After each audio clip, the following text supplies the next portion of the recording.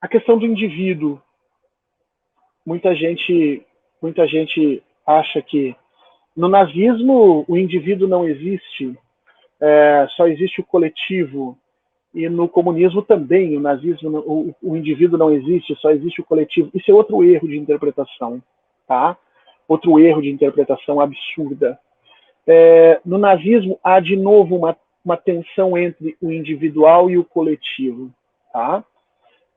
O nazismo justifica o indivíduo a partir da sua função para o coletivo. Mas o indivíduo não deve e não precisa se subsumir no coletivo. O nazismo, pela própria consistência, pela própria formação de sua ideologia política, ele é totalmente derivado dos princípios da liderança. A liderança ela é individual em essência.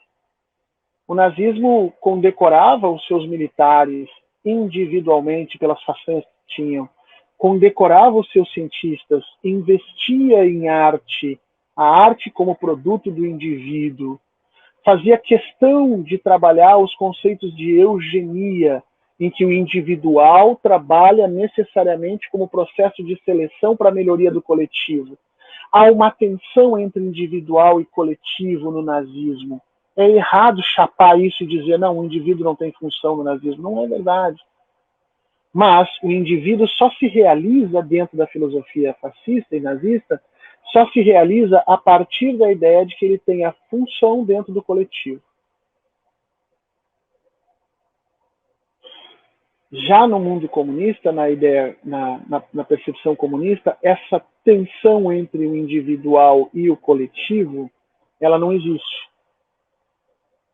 Não que o individual não exista para o comunismo também. Ele existe, mas ele não é força política. Ele não tem agência. O indivíduo não tem agência dentro do comunismo. Ele precisa estar integrado dentro dos sistemas de participação, seja pelos seus soviets, seja pelos seus sindicatos, seja pelas suas estruturas. Ah, Fernando, mas isso não é muito diferente? Não. É assim, de alguma maneira, também no mundo capitalista, né? A sua vontade individual precisa ser mediada no mundo capitalista, no mundo liberal, pelas instituições liberais. Você só se faz ouvir no mundo político pelos seus representantes no Congresso, a partir de coletividades e via partido. Essa ideia não é uma ideia tão diferente assim, apesar das pessoas tentarem ver uma diferença muito grande, há resquícios de uma coisa, claro, que se pesa mais no comunismo para a questão do coletivo, porque você não tem uma defesa intransigente dos direitos individuais. No comunismo não existe isso. Os direitos individuais, eles estão, com exceção do direito à vida, todos os outros direitos estão subsumidos aos interesses coletivos. E mesmo o direito à vida, em algumas experiências comunistas, era claramente afrontada. Tá? Mas essa relação, essa tensão entre o individual e o coletivo que viveu o nazismo em grande medida, o nazismo premiava, valorava os grandes empresários, que eram tidos como os exemplos de individualidade e de sucesso dentro de um sistema capitalista fascista ou nazista que vivia desses sucessos. E essa não é a forma como o comunismo enxerga essa relação.